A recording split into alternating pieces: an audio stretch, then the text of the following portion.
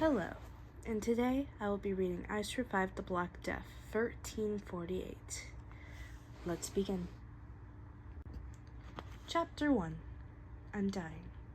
That's all 11-year-old Izzy Archer was thinking as she laid on a sweat-soaking straw mattress. Burning with fever, head frothing, Elsie thrashed and moaned. The air around her was sickened of sickness and death. What was happening? Was she locked in a rat-filled dungeon? Was she trapped in a burning castle? Had she been snatched from her bed by a fire-breathing dragon? The answer was more terrifying than any nightmare. Elsie had been struck by one of the most deadly diseases in history of the world.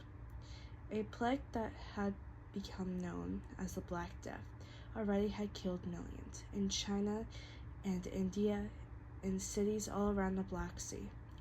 From there, it spread to Italy, France, and now was sweeping across England, where Elsie lived. The disease was likely spread by infected sleep. Dear me. Let me try that again. The disease was likely spread by infected fleas. They bite into flesh of rats and suck on their blood. When the rats died, the fleas would feed on humans instead. But this was not known in the 1300s when Elsie lived. Even the smartest people didn't understand why people got sick. Was it some kind of curse, a punishment from the heavens? Had an earthquake leaked poisonous air from deep underground? Elsie was living in a time before vaccines, before doctors knew about germs. All she knew for sure was that something terrible was happening. Lying in darkness, she felt like an evil creature was living inside her body. It was chewing on her bones, crushing her lungs,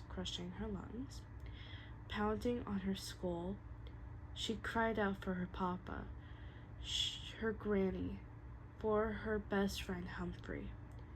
Were they sick too? But she could only barely speak or breathe. But it seemed impossible that she could come out this alive.